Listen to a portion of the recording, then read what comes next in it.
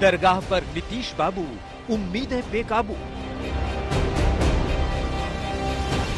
नीतीश कुमार आगे चलकर देश के प्रधानमंत्री बने, बिहार का प्रधानमंत्री हो। 2024 दूर, उम्मीदवारी पर नजर है हुजूर। हमें लोगों को एम्पावर करना है, हमें किसी एक व्यक्ति को एम्पावर नहीं करना। गठबंधन है एक, पीएम के दावेदार अनेक। प्रधानमंत्री बनने का जो ख्वाब देख रहे हैं वो भी सपना चूर चूर हो जाएगा।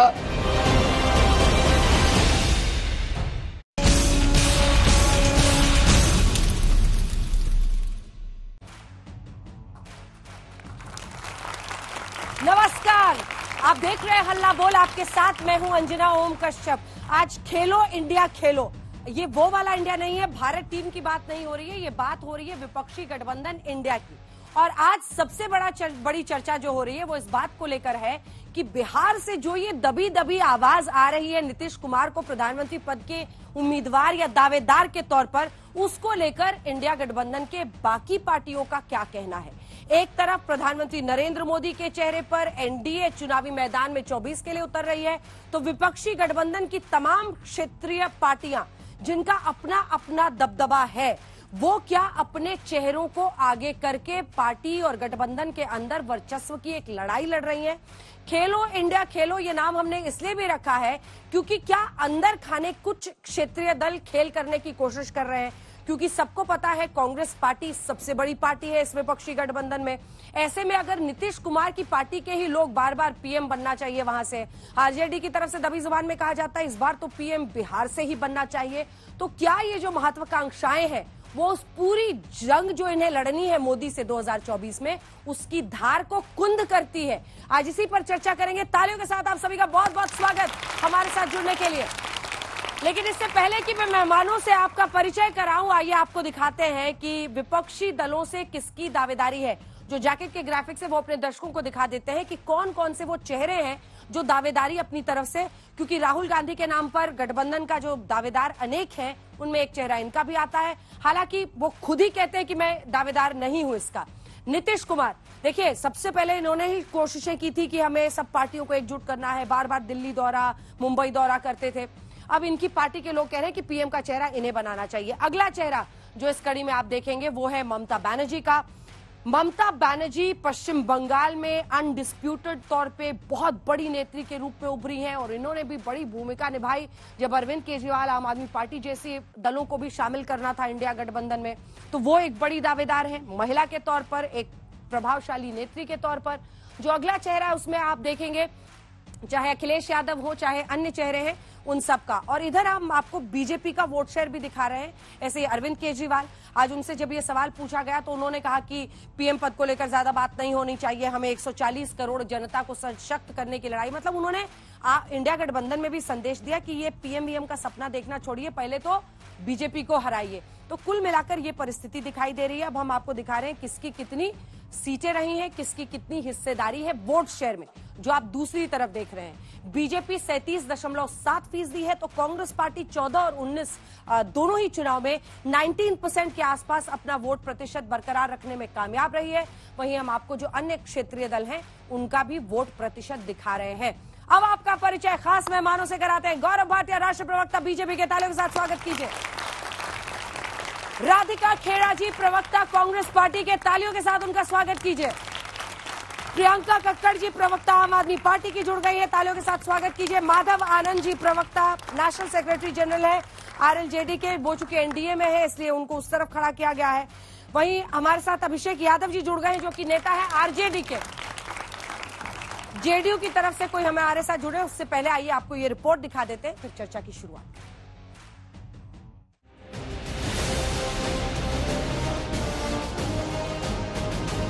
नीतीश कुमार जी 7 जन्म में भारतीय जनता पार्टी की तरफ देखने के लायक भी पार्टी वो नहीं है। भारतीय जनता पार्टी का हर कमरा, हर दरवाजा, हर खिड़की बंद है, फिर भी वो डराते हैं। वो पार्टी ऐसा है जिसके तरफ थूकने क्या है भारतीय जनता पार्टी, लेकिन मैके का दरवाजा बंद है। बिहार में एनडीए कैसे सभी सीटों पर जीत पाए, इसकी क्या स्ट्रेटजी हो सकती है, कैसे क्या, तो इस पर बात हुई।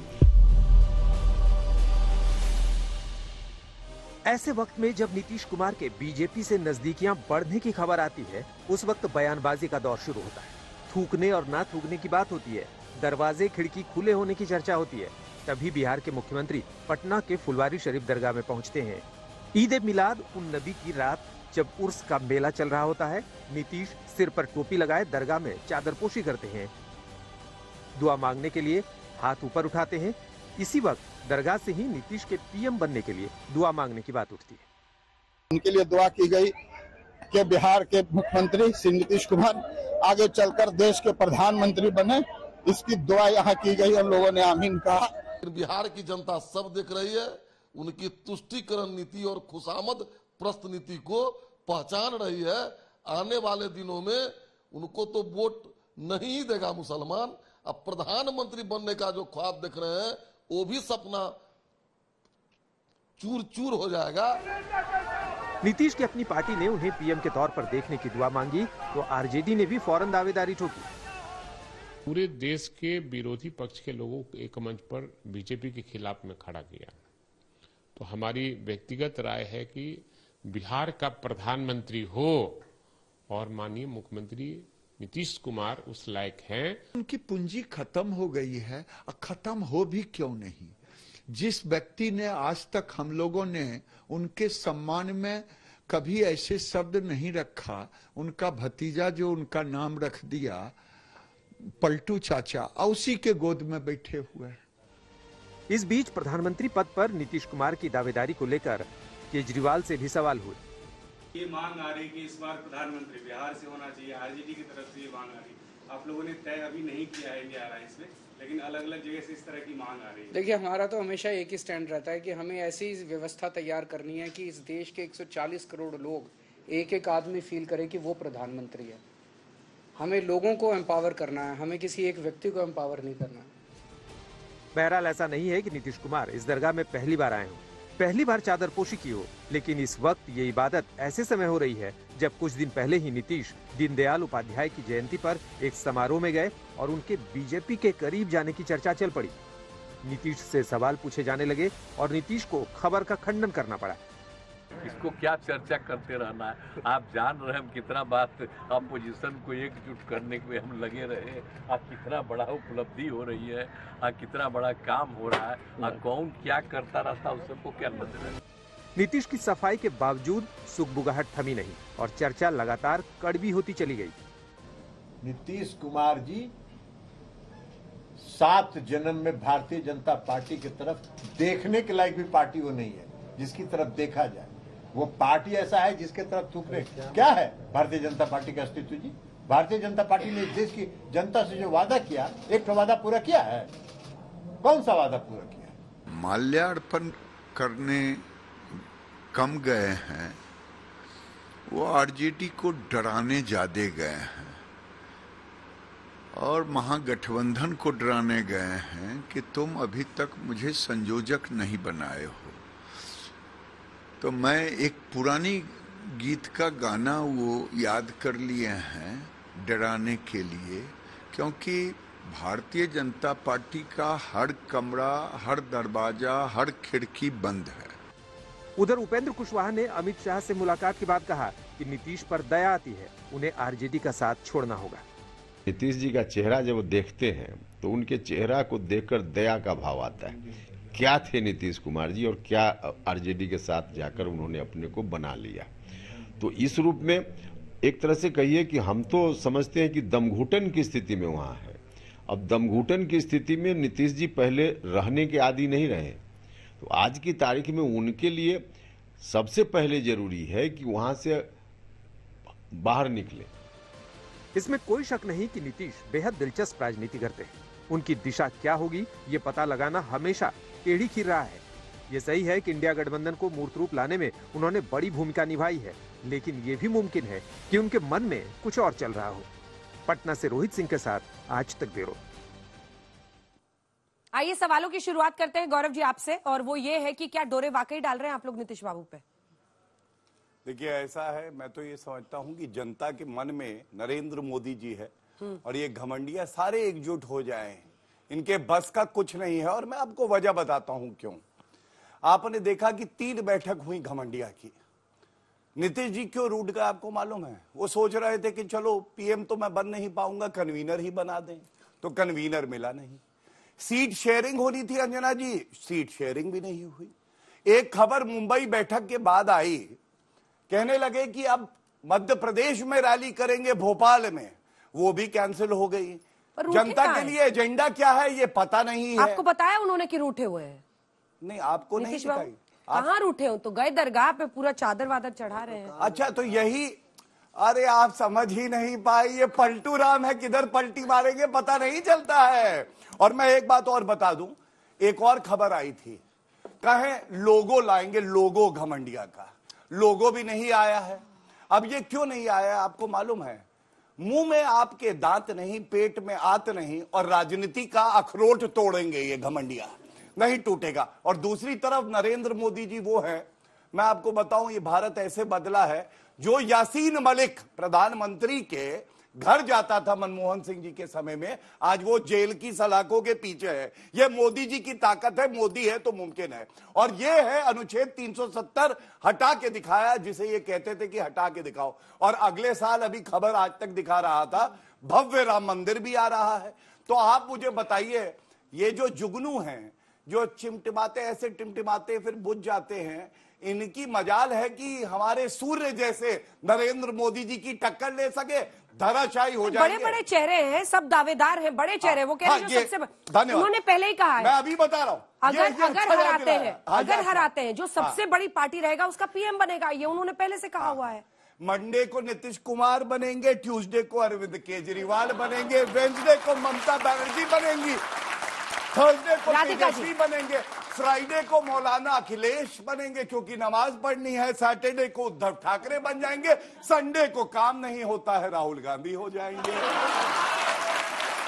राधिका जी, क्या ये जो बीच बीच में इस तरह के बयान आते हैं, दरगाह पहुंचे तो दुआएं मांग रहे हैं उनकी पार्टी के लोग कि उनको पीएम बना दीजिए, आरजेडी के नेता कह रहे वीरेंद्र भाई कि आप उनको बिहार का इस बार होना चाहिए, ये सब अगर ना हो तो आप लोगों की जो धार है तलवार की वो कुंद नहीं होगी, ये कुंद करता है। अंजना जी, जब हम लोग जब सुबह उठते हैं तो सबसे पहला काम मुझे लगता है अधिकतर लोग यहाँ सब बैठे हुए भगवान को याद करते हैं। सबसे पहली चीज, आंख खोलते हैं, अपने हाथों के दर्शन मोबाइल करते देखते होंगे, मोबाइल, हाँ मुझे लगता है अभी भी भगवान को याद करते होंगे। लेकिन गौरव जी और उनकी पार्टी सुबह उठती पता है क्या करती है? अभी इंडिया टूटा, अभी इंडिया टूटा, अभी इंडिया टूटा। सिर्फ 24 घंटे एक ही राग लागते हैं, क्योंकि रात को मुंगेरी लाल के जो हसीन सपने ये देखते हैं, सुबह सोचते अरे आज ये सच हो जाएगा। लेकिन मैं इनको आज बहुत जिम्मेदारी से यहाँ खड़े होकर बता दूं, सपने जितना देखना देखिए, सपने देखना तो जी हक है सपने, लेकिन जो सुबह उठ के देखते हैं वो अधिकतर पूरे नहीं होते हैं। सुबह 4 बजे देखेंगे तो जब जाके देखेंगे कि सच हो सकता है कि नहीं, उस समय तो आप लोग गहरी नींद में होते हैं। अब बात आती है कि कौन हमारा प्रधानमंत्री चेहरा होगा, कांग्रेस पार्टी हो या इंडिया गठबंधन के सारे साथी हो। हम डेमोक्रेसी में बिलीव करते हैं और सबको हक है। अंजना जी, आप भी तो प्रधानमंत्री बन सकती है, गौरव भाटिया जी ओह यहाँ तो बन ही नहीं सकते क्योंकि यहाँ तो जी एक ही चेहरा है, वो है प्रधानमंत्री नरेंद्र मोदी जी। और वो तो ऐसा चेहरा है कि अगर इनके आगे आ गए ना गलती से कैमरा के, तो मोदी जी ऐसे धक्का देंगे, उसके बाद भाटिया साहब डिबेट में भी दिखाई नहीं देंगे क्योंकि वो कैमरे के भी आगे नहीं आ सकते। तीसरी बात, इन्होंने कही 370 हटा दिया, राम मंदिर, बहुत अच्छी बात करें। अरे बेटी को सदन में लाने से क्यों डर रहे हो? वो क्यों 10 साल 15 साल आगे कर दिया? इतना क्या खौफ है मोदी जी को, इतना क्या खौफ है? गौरव जी बताइए, आपको भी शायद कभी सदन में बैठने का मौका मिले तब हम आपसे ये सवाल पूछेंगे। लेकिन ये जरूर बताइए कि 10 साल 15 साल ये छोटा सा जो क्लॉज लगा दिया है, आज गैजेट नोटिफिकेशन भी कर दी है महिला आरक्षण की, लेकिन ये नहीं बताया कि वो लागू कब होगा। छोटा सा, जब हम शॉपिंग करने जाते हैं रोज सुबह देखते हैं ना, आज 20% ऑफ मिलेगा, 10% इस मोबाइल पे, ये नहीं बताते कि उसमें छोटा सा क्लॉज है कि ये सिर्फ मंडे को वैलिड है, सिर्फ 5 से 6 बजे के बीच में वैलिड है। उसी तरीके से इन्होंने महिला आरक्षण के ऊपर एक छोटा सा क्लॉज लगा दिया है, और वो क्या, ये नहीं बताया कि पहले जनगणना होगी, वो जातीय जनगणना जिससे ये सबसे पहले भागेंगे। अभी बोलिए गौरव भाई साहब को कि बात करिए जातीय जनगणना पे तो मुंह में दही जम जाएगी। दूसरी बात पूरा कहेंगे कि पहले डिलिमिटेशन हो। अब महिलाएं संसद में और विधान, अरे सुनने की हिम्मत रखो गौरव बाबू, हम आपके बीच में नहीं बोले। महिलाएं संसद में तभी आएंगी, ये बेटियां विधानसभा में तभी आएंगी जब डीलिमिटेशन हो जाएंगी। अरे हम महिलाएं डीलिमिटेशन की मोहताज है क्या? हम महिलाओं को कब तक इंतजार करना पड़ेगा? पहले वाजपेयी साहब ने, अडवाणी जी ने, सबने महिला आरक्षण का कानून का खिलाफ जाके वोट दिया था। तब भी आप खिलाफ थे, अब भी आप जुमला देने का काम करते हो। जुमला ये मैं नहीं कहती, स्वयं देश के गृह मंत्री शाह साहब ने कहा था एक चैनल के इंटरव्यू में कि मोदी जी तो जुमला देते हैं, ऐसी कोई वादे पूरे होते हैं क्या? तो जुमला देने वाली पार्टी महिलाओं को भी जुमला देती है और यहाँ पे आगे इनके प्रवक्ता भी आप जवाब करते रहिए। आप जवाब दीजिए, अब जवाब दीजिए। देखिए, जब आएगी नरेंद्र मोदी जी की आंधी, उड़ जाएगा राहुल गांधी, आप देख लीजिएगा। पहला। दूसरा, इन्होंने कहा गौरव भाटिया सपना देखते आपको हैं। राहुल गांधी सूट करते हैं ना गौरव जी? राहुल गांधी का नाम मैं बस पूछ रही हूँ। राहुल गांधी को कांग्रेस में बनाए रखना। आपका हर सवाल का जवाब उन्हीं से शुरू होता है। मैंने लिख लिया है, आपका फ्लो नहीं खराब, पूरा बोलिए। हाँ। दूसरा, इन्होंने कहा गौरव भाटिया सपने देखता है कि इंडिया कब टूटेगा। गौरव भाटिया अगर ऐसा सपना देखे तो सुबह उठे ना, क्योंकि मेरे मन में, मेरे तन में, मेरे कण कण में भारत माता और इंडिया है। इंडिया ना टूटा था ना टूटेगा, लेकिन घमंडिया इंडिया नहीं है, ये बात याद रखना। आप तो वो है जब भारत माता की टुकड़े होंगे इंशाअल्लाह इंशाअल्लाह तो राहुल गांधी खड़े हो गए। हाँ इंशाअल्लाह इंशाअल्लाह, समझ रहे? इसलिए सुनिए, अभी बीच में दीदी ऐसे नहीं करना, अभी रुकिए। हाँ, तीसरी बात इन्होंने कहा, हाँ, कॉमेडी शो नहीं है, चलिए कोई बात नहीं, डिबेट है, डिबेट की तरह। और बच्चे सुनना चाहते हैं, आपका क्या विजन है? ये नहीं कि कॉमेडी शो। आदत है।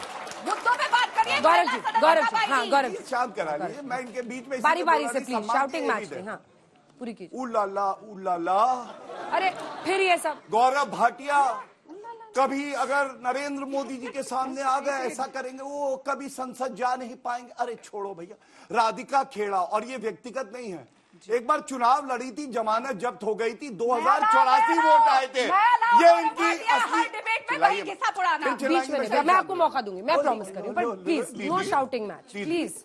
धन्यवाद। तीसरा, महिला आरक्षण पे बात करी। सारे मेरे जितने भाई बहन यहाँ बैठे हैं, इतिहास किसी ने लिखा है तो उस व्यक्ति का नाम नरेंद्र मोदी जी है। 2010 में आपने पास कराया विमेन रिजर्वेशन बिल, उसके बाद लोकसभा में क्यों नहीं पारित कराया 4 साल तक? यह सवाल नंबर 1। 2, कहते हैं ना ओबीसी समाज की हमें बड़ी चिंता है। अरे नरेंद्र मोदी जी ओबीसी समाज से आते हैं, उनको आप कहते हैं नरेंद्र मोदी तेरी कब्र खोदेगी, चौकीदार चोर है। और ये बताइए 2010 का जो आप बिल लाए थे उसमें ओबीसी का रिजर्वेशन था, तब तो आपको याद आया नहीं। और सच्चाई ये है कि अगर कोई व्यक्ति ओबीसी की चिंता करता है तो वो नरेंद्र मोदी जी है।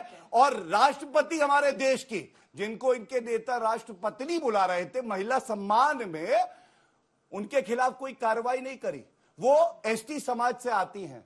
महिला को सशक्तिकरण किसने किया? 12 महिला मंत्री हैं हमारे कैबिनेट में, और इनके यहां महिला सशक्तिकरण का मतलब है प्रियंका वाड्रा गांधी को कुर्सी दे दो, सोनिया गांधी को दे दो। हाँ। इनके यहाँ महिला के सशक्तिकरण नहीं, ये गांधी परिवार का सशक्तिकरण है। और इसीलिए कह रहा हूं, अगर दम है तो सीटें बताओ कितनी आएंगी 2024 में कांग्रेस? बताओ। मैं कहता हूं 303 सीटें आएंगी भाजपा की, 303, एक कम नहीं। नरेंद्र मोदी जी प्रधानमंत्री बनेंगे। आप बताओ, दम है तो बताओ। ठीक है, इधर गौरव जी, लड़ाई करने थोड़ी इधर लड़ाई करने, इधर प्लीज एड्रेस। अच्छा ये बताइए, सवाल पूछ के आपने बोला है, नहीं एक सवाल पूछ लीजिए। भाजपा जी ने कहा, जवाब तो देने दो। ये पापी आपके 32 एमएलए मेरे संपर्क में है।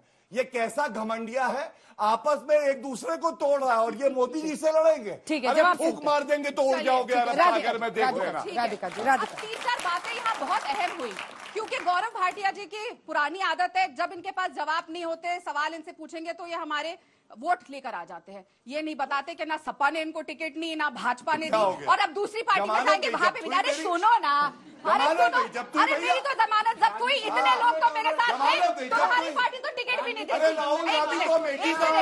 अरे आप अरे भाई साहब बीच में नहीं गौरव जी तो डरपोक भाटिया सुनो, Gaurav ji please stop this please Gaurav ji please. अब सच्चाई का कार्ड खेला जाए। इन्होंने बोला इतिहास रचा गया। गौरव जी सुनो प्लीज सुनो 2010 में बताओ। चलो Gaurav ji stop this please इनकी प्लीज। मैं आप दोनों से रिक्वेस्ट कर रही हूँ प्लीज प्लीज इस तरह का शाउटिंग मैच करना है दूसरे चैनल पे चले जाइए प्लीज। यहाँ पे ऐसे मत बात कीजिए। आप दोनों से रिक्वेस्ट कर रही हूँ, लोकसभा में क्यों नहीं आया? लोगों के बीच में आप लोगों को जाना है। आपकी पॉलिटिकल पार्टीज है, please be responsible and behave properly. Please stop this. इतिहास रचने की बात हो रही है। एक इतिहास और सिर्फ मुझे प्लीज डोंट एड्रेस इट। इतिहास आपके स्टूडियो में रचा गया था। आपको याद है ना, एक व्यक्ति यहाँ खड़े हैं जिन्होंने कहा था, अंजना जी आपके शो पे कंप्लीट करने दीजिए, उन्होंने कहा था कि अगर महाराष्ट्र में सरकार नहीं बढ़ी तो मैं अपना सर मुंडवा लूंगा। लीजिए भाई साहब, रेजर लेकर आई हूँ, लीजिए, इंतजार है, मुड़ के दिखाइए। आप व्यक्तिगत नहीं है, चलिए मैं अपनी बारी नोट कर लूंगा। अपनी बात पे इतिहास दोहराया जाए और अपनी बात पे सबके सामने खड़े होकर दिखाइए। झूठ बोलना, सुबह शाम बोलना, जोर से बोलो, झूठ बोलो। अंजना जी कुछ नहीं कहेंगे, सदमे में अंजना जी कह रही हो, वो क्या हो गया? ये क्या हो गया? व्यक्तिगत भी नहीं है, मैं उत्तर दूंगा। चलिए, अंजना जी के शो पे बोला था, अंजना जी वहाँ थी और मैंने बोला। रेजर आपके पास है, वापस आए टॉपिक पे आए वापस। गूगल से राधिका जी हो गया आपका, हो गया, मैं उत्तर वापस टॉपिक पे। क्यों ना करें, आपके शो पे हुआ था ना। अरे ठीक है, टॉपिक पे तो आइए। टॉपिक ही है ये, मेरे वोट गिनवाएंगे, इतिहास रचेंगे। आपको लगता है हम लोग इंटरेस्टेड है आप लोगों के पर्सनल? मिर्ची लग गई, मिर्ची। अभिषेक प्लीज स्टॉप दिस यार, प्लीज गौरव जी, जमानत जब Gaurav ji stop this please. छोटा सा, अच्छा ये ठीक था, बोलिए नहीं बिल्कुल गलत था, बड़ी शेमफुल की ऐसा आप लोग कर रहे हैं। प्रवक्ता है नहीं रहा, वो किसी और बात ये हमारे देश की दो सबसे बड़ी पार्टियों के प्रवक्ता, और ऐसा कर रही है मेरे लिए निजी तौर पर, मतलब मुझे ऐसी बहस करनी पड़ रही है, मेरे लिए बुरा अनुभव है, मेरे लिए बुरा अनुभव है। वादा किया था प्लीज स्टॉप दिस। चलिए मैं उत्तर देना चाहता हूँ, इस बात का तो उत्तर मुंडवाऊंगा। अभी तक इंतजार कर रहा है देश। सर तो मुंडा नहीं, रेजर मैं आपके लिए ले आई। सॉरी महंगा वाला नहीं लाई, फिर मैं यही अफोर्ड कर सकती हूँ। देखिए ऐसा है, सोनिया गांधी जी ने कहा था, अरे अपना सर मुंडवाओ। सोनिया जी ने क्या कहा था? छोड़ो, आपने कहा था मैं अपना सर मुंडवाऊंगा, अब बताओ कब मुंडवाओगे? रेजर आपके हाथ में है। सोनिया जी ने कहा, राहुल जी ने कहा, मोदी जी ने कहा, अरे गौरव जी आपने कहा मैं सर मुंडवाऊंगा, मुंडवाइए। कोई बात बस थमा, अब हो गया, नहीं हुआ, ये हो गया, जाएंगे तो इनकी हो गया, आपने कर लिया जो करना था। अब चुप हो जाइए मैडम, मैं रिक्वेस्ट कर रही हूँ। आपको लगता है कि आपके ईगो वॉर में हमारा इंटरेस्ट है? 1 घंटा टाइम आप वेस्ट कर रही है दर्शकों का, please stop it. You made a point, you made a point. Time waste तब नहीं होता जब ये व्यक्तिगत करते हैं। मैंने इन्हीं के शब्द आपने जवाब दिया ना, आपके शो इसी स्टूडियो, राधिका जी आपने जवाब दे दिया, यू मेड अ पॉइंट। आप खींचिए मत किसी चीज को, पर ये करिए तो वो वेस्ट नहीं है। कॉमेडी शो करेंगे, जब इनसे पूछा जाएगा बेटी सदन में कब आएगी, कॉमेडी शो करेंगे, पूछेंगे प्रधानमंत्री मणिपुर कब जाएंगे, कॉमेडी शो करेंगे जब पूछेंगे। आप 1 सेकंड बहन को भी देख लीजिए कि आप क्या कर रही हैं। अच्छा अब आप क्या कर रहे हैं? वोट घटाने आई है कांग्रेस की, पप्पू की तरह करिए, पप्पू की तरह आप भी है, कोई दिक्कत नहीं है, करिए। प्रियंका का पप्पू की प्रवक्ता पप्पू की तरह ही है, ठीक है। एब्सोल्यूट ट्रैश, इसका देश के मुद्दों से कोई लेना देना नहीं है। Please stop this. प्रियंका का कर जी, प्रियंका का कर जी। आज अरविंद प्लीज पर्सनल मत होइए, लेकिन गौरव जी मैं कह रही हूँ प्लीज मत होइए। मैंने आपने उनको बोला, उन्होंने आपको बोला, बंद कीजिए, वापस टॉपिक पे आइए प्लीज, मैं रिक्वेस्ट कर रही हूँ। देखिए आपने कहा टॉपिक पे आइए, मैं आपका सम्मान करते हुए बहुत धन्यवाद आता हूँ, कोई पर्सनल नहीं होगा, लेकिन बस एक लाइन याद दिला रहा था। सोनिया गांधी जी ने कहा था मैं भले ही भीख मांग लूं, मेरे बच्चे राजनीति में नहीं आएंगे, लेकिन राहुल गांधी भी आ गए, प्रियंका वाड्रा भी आ गए, याद दिला रहा हूं। लेकिन अब जो सवाल है आज, Radhika ji please stop it. हाँ देखिए सबसे पहले तो मैं ये बता दूं, मैंने सवाल क्या उठाया है, कैसा घमंडिया है, इसका विरोधाभास देखिए।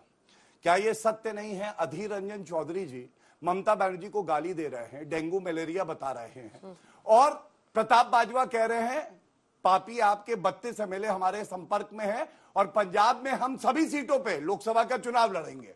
और क्या यह भी सत्य नहीं है कि अभी कांग्रेस एमएलए की अरेस्ट होती है और आपकी सरकार है और खड़गे जी कहते हैं ये गलत हो रहा है।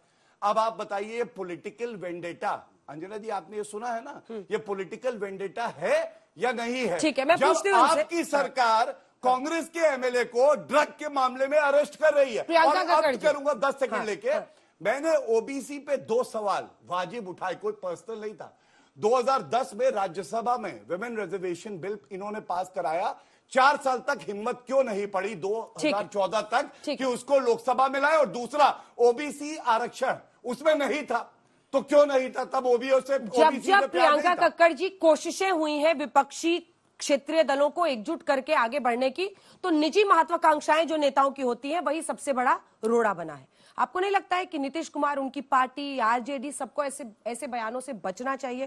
क्योंकि अरविंद केजरीवाल ने ऐसा ही संदेश दिया है। अंजना जी देखिए, चेहरा कौन होगा बिल्कुल भी इंपॉर्टेंट क्वेश्चन नहीं है। हमारे पास एक चेहरा था मोदी जी का, और उस चेहरे ने हमें आज तक की हाईएस्ट इन्फ्लेशन दी है, सबसे ज्यादा महंगाई, आज तक की सबसे ज्यादा जॉबलेसनेस दी है। ये आंकड़े हैं, ये सच है। बाकी सरकारें अगर बोलती थी कि विमेन रिजर्वेशन बिल लेकर आएंगे, इस डेट पे लाएंगे, उस डेट पे लाएंगे, इन्होंने और चतुराई की, एक लॉ ले आए जिसमें लिखा है कि 2039 से पहले ला ही नहीं सकते। तो आप मान सकती है ना मैं मांग सकती हूँ। इन्होंने बिल्कुल ठंडे बिस्तर में डाल दिया, डिनाई कर दी रिजर्वेशन। दूसरी चीज, क्योंकि यहाँ पे बहुत यंग ऑडियंस बैठी है, तो बहुत जरूरी है मेरा ये बोलना कि जो वीक लोग होते हैं ना, वो दूसरों को नेम कॉलिंग करते हैं, वो बोलते हैं घमंडिया, वो दूसरों के लिए नेम कॉलिंग करते हैं, उनसे बिल्कुल सीखना नहीं है। ये बृजभूषण जनता पार्टी है जो कभी भी महिलाओं के सम्मान में ना खड़ी हुई है ना खड़ी होगी। आज देश के मुद्दे हैं, हमें एक ऐसे व्यक्ति से लड़ना है जिसने लगातार हमें झूठ बोला 35 रुपए का पेट्रोल हो जाएगा। हुआ क्या? उन्होंने कहा कि करेंसी हमारी यूएस डॉलर के मुकाबले स्ट्रॉन्गर होगी। आज हम अफगान की करेंसी से भी नीचे हो गए।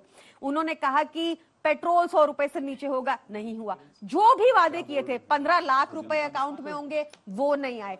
हर चीज झूठ बोली गई, जनता के मुद्दों से लगातार झूठ खरीद फरोख्त की राजनीति की गई, विधायकों को खरीदा गया, तोड़ा गया। इस तरह की निम्न स्तर की राजनीति हमें भाजपा ने दिखाई है और बृजभूषण जनता पार्टी को अब बाय बाय बोलने का टाइम है। इंडिया गठबंधन मजबूत था, है और रहेगा। We have a problem of plenty. पर एक बात बहुत स्पष्ट तौर पर साफ है कि आज मोदी जी अकेले पर्याप्त नहीं है, वो भी अकेला से थकेला हो गए हैं, तभी उनको 40 गठबंधन बिठाने पड़ रहे हैं साथ में अपने। तो ये भी एक सच है। इधर मोदी का चेहरा है, लेकिन हालांकि आपने पंजाब वाला सवाल एकदम ही डक कर दिया। नहीं, मैं दे देती हूँ आंसर, मैं दे देती हूँ, नो प्रॉब्लम। हाँ, पंजाब पे दीजिए। एक थोड़ा घेरा हुआ है आपने उनको, कांग्रेस के नेताओं को। एक केस रजिस्टर हुआ 2015 में, जिस टाइम पे अकाली और बीजेपी की सरकार थी। उस टाइम पे चार्जशीट में सुखपाल खैरा का नाम नहीं था। 2017 में उनका नाम एंटर आता है चार्जशीट में। 2021 में उनको अरेस्ट किया जाता है जब कांग्रेस की सरकार थी। जब कांग्रेस की सरकार थी, उन्होंने, उनके मंत्री हैं technical education minister Rana Gurpreet Singh ji, उन्होंने लिखा कांग्रेस के मिनिस्टर ने कि इनको हटाना चाहिए पार्टी से। उसके बाद 1 साल वो जेल में रहे, अब वो सेकंड टाइम अरेस्ट हुए हैं। ये एक कोर्ट में इन्वेस्टिगेशन लंबा टाइम लेती है। अभी एसआईटी सेटअप हुई थी अप्रैल में, उसके आधार पे हुआ ये। ठीक है माधव जी, छोटा सा जवाब। जो इनका कहना प्रॉब्लम ऑफ प्लेंटी है, कह रहे हमारे पास बहुत सारे हैं, वो तय करेंगे। जिस गठबंधन का माई बाप न हो, माई बाप का कहने का संदर्भ जिसका नेता न हो, नीति न हो, उस गठबंधन का क्या हश्र होगा हम सब लोग समझते हैं। जिस गठबंधन में एक नेता नहीं 1000 नेता हो, और अरविंद केजरीवाल जी ने कहा कि 140 करोड़ जनता को फील होना चाहिए कि हम सब प्राइम मिनिस्टर हैं। ऐसा प्रियंका जी नहीं होता है। किसी एक को लीडर बनना ही पड़ता। परिवार में भी एक व्यक्ति की लीडरशिप क्वालिटी होती है और वो व्यक्ति परिवार चलाता है, भले समस्त जनता उनका समर्थन करती है। परिवार नहीं चला सकते। एक मिनट, एक सुन लीजिए वही मैं बात कर रहा हूं। तो यहाँ न लीडर है, न नीति है, न नियति है। अब देखिए, मेरे चाचा के बारे में थोड़ा बात करना जरूरी हो जाता है, क्योंकि चाचा का बहुत चला है आज मेरे। चाचा यानी नीतीश कुमार जी, चाचा यानी नीतीश कुमार जी। चाचा एक ही है पूरे देश में, वो है नीतीश कुमार जी, और भतीजा एक ही है, वो है तेजस्वी यादव जी।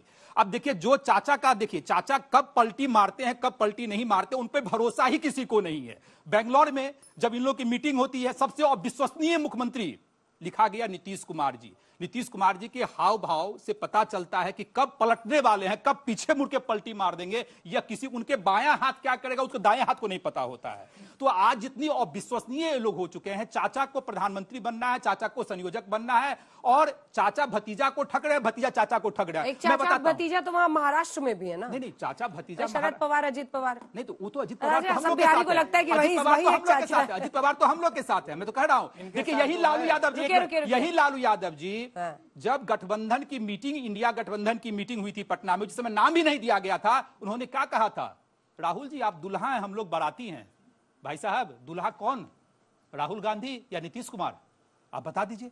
मैं किसको, मैं तो चाचा के प्रति सहानुभूति रखता हूं।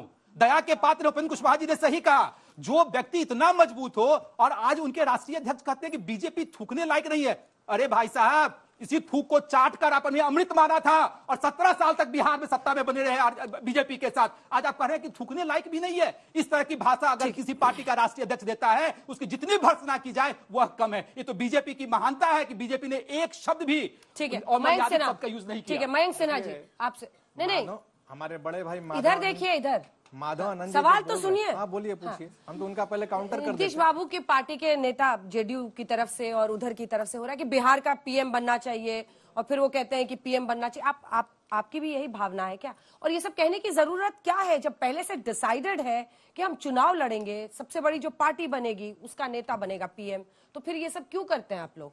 हमने कहीं बोला है क्या कि मुख्यमंत्री जी प्रधानमंत्री के रेस में? माननीय मुख्यमंत्री ने कहीं बोला है क्या? नहीं, उन्होंने नहीं बोला, आपकी पार्टी के नेता ने बोला हो जो शीर्ष नेतृत्व कर रहे हैं। राष्ट्रीय अध्यक्ष ने बोला है, चाचा बुलवाते हैं, बोलते हैं। रुकिए उनको पहले मेरी बात को सुनिए। जब आप बोल रहे तो मैं सुन रहा था। आपसे ज्यादा पलटी मार कौन है? 14 बार कुशवाहा जी से ज्यादा पलटी मार कौन है? 14 बार आदरणीय नीतीश पलटी मारा, बीजेपी को छोड़ के आए, 14 बार पलटी मारे नीतीश कुमार जी, कब पलट लेंगे किसी को नहीं छोड़ के आए, फिर बीजेपी 14 बार पलटी मारे हैं नीतीश कुमार जी, फिर कहाँ गए? इनके इतिहास को अगर हम लोग खोलें तो पता चलेगा कि महापलटी 14 पलटी मार के मैं कहानी सुनाऊं प्लीज। महापलटी मार था, आपका दर्द समझ रहे हैं। दूसरी बात, रुक जाइए, 14 बार का मैं कहानी सुना। दूसरी बात, अभी पार्टी छोड़ के आप उनका तो मकसद रहा ना कि मुख्यमंत्री किसी तरीके से बन जाए, लेकिन बिहार की जनता उनको स्वीकार नहीं करती है कहीं भी। किनको? कभी उपेंद्र कुशवाहा जी को इच्छा शक्ति तो उनके अंदर भी है कि हम इधर बने, उधर भागे, इधर भागे। नीतीश बाबू को देखिए, कुछ नहीं मिल रहा है। कभी अपने दम पर बहुमत नहीं लाए नीतीश कुमार, लेकिन किसी न किसी को पकड़ के सीएम बने रहे।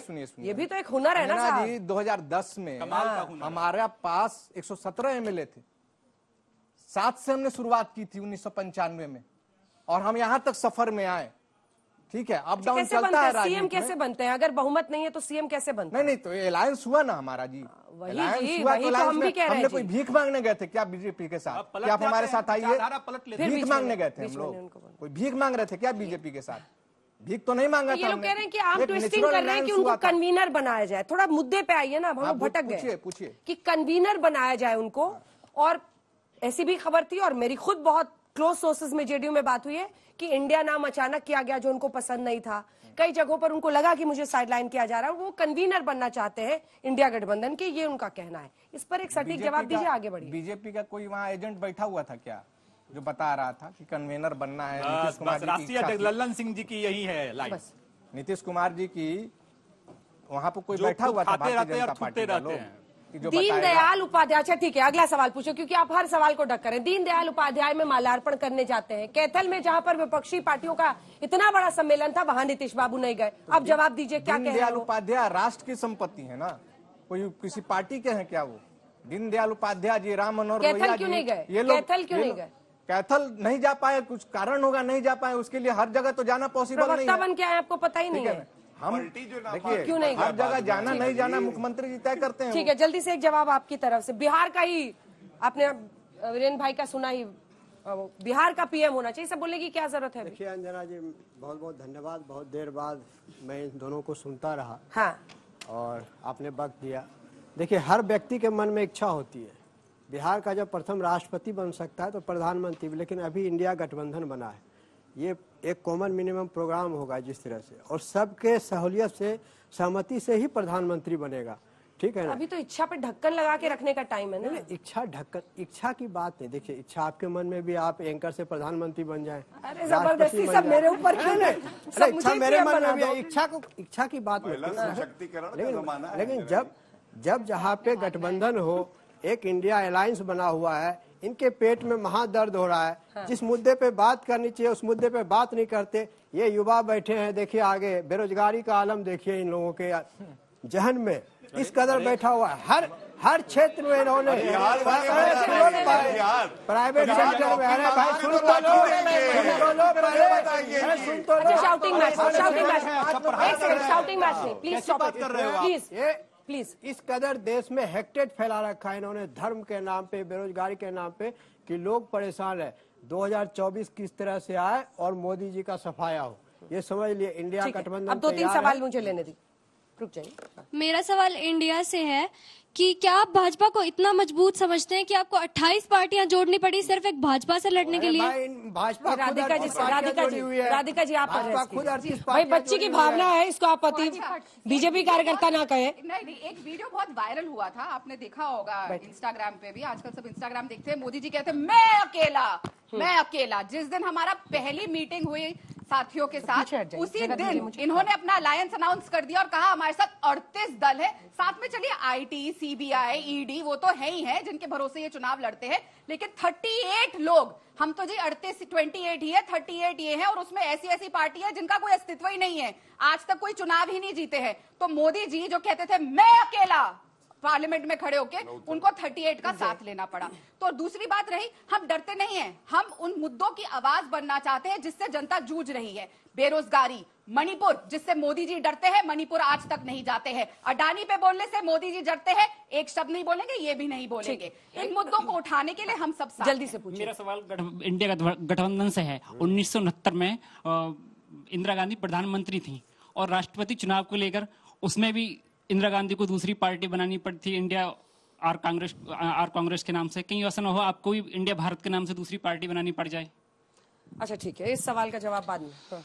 मेरा सवाल बीजेपी से है कि ब्रिजभूषण जी का जो केस हम देख रहे हैं, अभी हमने काफी बार देखा और बहुत जल्दी पूछे, प्रश्न बहुत एक्टिव रहा, तो उसके बारे में मैं आपसे जानकारी लेना चाहूंगा कि किस तरीके से महिला सशक्तिकरण अभी बिल पास हुआ है, तो उनके खिलाफ कब एक्शन लिया जाएगा? ठीक है, जवाब दीजिए। हाँ, धन्यवाद।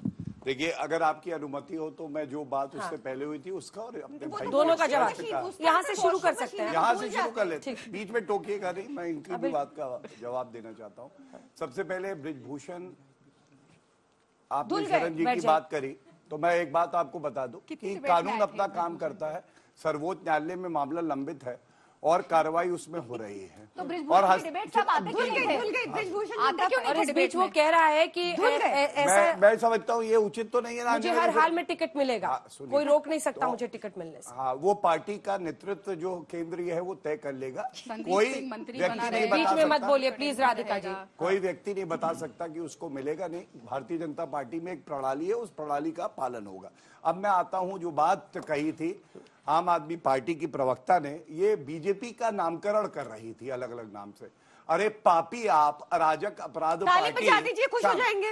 प्लीज शांत। वेरी इंटेलिजेंट, प्लीज ताली बजा दीजिए। इंटेलिजेंट पे बताता हूँ, बोलिए वेरी स्मार्ट, वेरी इंटेलिजेंट। इसीलिए अरविंद केजरीवाल खांसी होगी, इसीलिए हाल है। प्रवक्ता को देख के पता चल जाता है, सब कुछ अटका हुआ है गले में, ना निकल पाते हैं ना उसको अंदर ले पाते हैं। शांत रहिए, इंटेलिजेंस की बात नहीं। अभी मैं बताता हूँ प्रवक्ता का स्तर क्या है, क्योंकि इनको समझाना जरूरी है। कह रहे थे कोर्ट में इन्वेस्टिगेशन चल रही है इसलिए कार्रवाई हुई। पहली बात, हमारे यहाँ वॉशिंग मशीन नहीं है भाई आपकी तरह की, कोई भी आए धुल जाएगा। बीच में मत बोलिए प्रियंका जी बीच में मत बोलिए, क्योंकि इससे ना पूरा टाइम खराब होता है। घबराई हुई है बेचारी।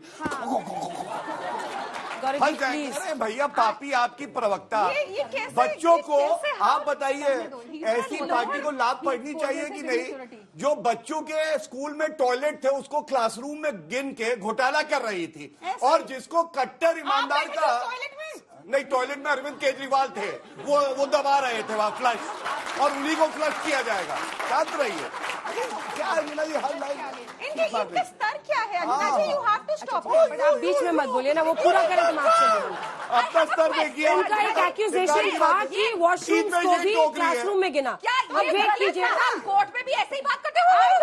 चलिए आप अपनी बात, आप कोर्ट में ऐसे करते हो? ये अंजना जी ये पता क्या है, अभी ये महिला कार्ड खेलेगी 5 मिनट बाद, मैं बता रहा हूँ आपको।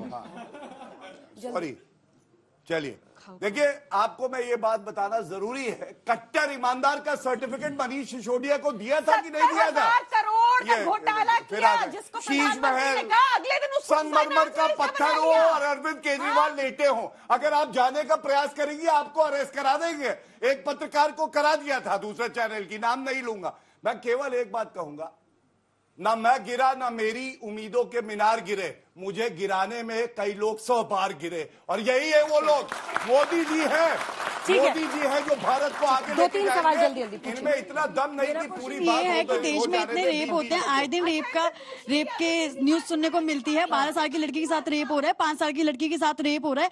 आप लोग आंकड़े गिनते हैं, इस देश में इतने रेप हुए, इस देश में इतने रेप हुए, आप इस पे कोई पॉलिटिक्स करते हैं। जल्दी सर, मेरा सवाल बीजेपी से है सर, बिहार को विशेष राज्य का दर्जा कब मिलेगा और पैकेज कब मिलेगा? क्योंकि 2019 के चुनाव में बिहार ने आपको 39 लोकसभा सीटें जिता के दी थी, लेकिन वहाँ पे एक भी उद्योग का मतलब सेंटर की तरफ से दरकिनार कर दिया गया। 2024 सर, मेरा सवाल आप जल्दी पूछिए। मेरा सवाल आप सभी से कि जब भी क्या चुनाव आते तो आप सभी को युवाओं का याद आता है, बाकी समय आप लोगों को नौजवान और युवाओं का याद क्यों नहीं आता? ठीक है, आपका हो गया है। मेरा सवाल गौरव सर से है। अभी गौरव सर ने बोला कि 2010 से 14 के बीच में कांग्रेस लोकसभा में महिला सशक्तिकरण बिल नहीं लेके आई, पर आपको भी 2014 से 2024 आने को है। 10 साल आप भी तो सोए हुए थे। अगर 2014 में वो बिल अब सिर्फ 2 लाइन का जवाब लेते हुए आप सब अपनी जगह पे चले जाएं। जल्दी से आपसे शुरू करते हुए, जो मांगी है दुआ दरगाह में जाकर, वो पूरी होगी नहीं होगी, या फिर उस पर ढक्कन लगा के रखने में ही सबकी इज्जत है? अभी देखिए, 2 लाइन सिर्फ जल्दी। दुआ जो मांगा जाता है वो कबूल होता ही होता है, कभी खाली नहीं जाता है दुआ। भगवान पर आस्था रखना चाहिए। दिल की बात भी जुबान पर आई। और राधिका जी, देखिए, मैं फिर कहूंगी, ये एक डेमोक्रेटिक देश है और डेमोक्रेसी अभी भी कायम है, जिसको बचाने के लिए हम लोग साथ हैं। तो जो धीरे धीरे वेट करिए, जल्दी किस बात की? 2024 में वक्त है। 5 राज्यों के में देखिए, आपसे ना राजस्थान में चेहरा बताया जा रहा है, ना छत्तीसगढ़ में, ना मध्य प्रदेश में। पहले उस पे देखते हैं 5 राज्यों में किस तरीके की आपको हार मिलती है, फिर 2024 में हमारा कौन चेहरा होगा। बृजभूषण जनता पार्टी का नारा है, जय श्री राम सेल बेच दो, जय श्री राम तेल बेच दो, जय श्री राम अडानी को दे दो। ये रोकना है, देश को बचाना है। सीएजी की इरेगुलरिटीज जो एक्सपोज हुई है, उस पर कोई चर्चा नहीं हो रही। देश में जो संविधान बचाने की बात चले, लोगों ने सारे संविधान को खत्म करने का जो काम किया, युवाओं का रोजगार छीनने का काम किया है, देश में हेक्टेट फैलाने का काम किया, उस पर ये चुनाव। चाचा से बिहार संभल नहीं रहा है। बिहार को संवारने की जैसे मिली थी अनुमति, बिहार को संवारने की जगह पे जंगल राज पे स्थापित कर दिया और अब चले हैं देश को संभालने के लिए। पहले मुख्यमंत्री हैं, आप पहले बिहार को संभाल लीजिए। अभी सेमीफाइनल सब होने वाला है, मध्य प्रदेश, छत्तीसगढ़, राजस्थान, उस पे आपको घेर रही है। सेमीफाइनल भी जीतेंगे और फाइनल भी वर्ल्ड कप मोदी जी उठाएंगे, याद रखना। चलिए, इसी के साथ इस कार्यक्रम में इतना ही। देश दुनिया की बाकी खबरों के लिए आप देखते रहिए आज तक।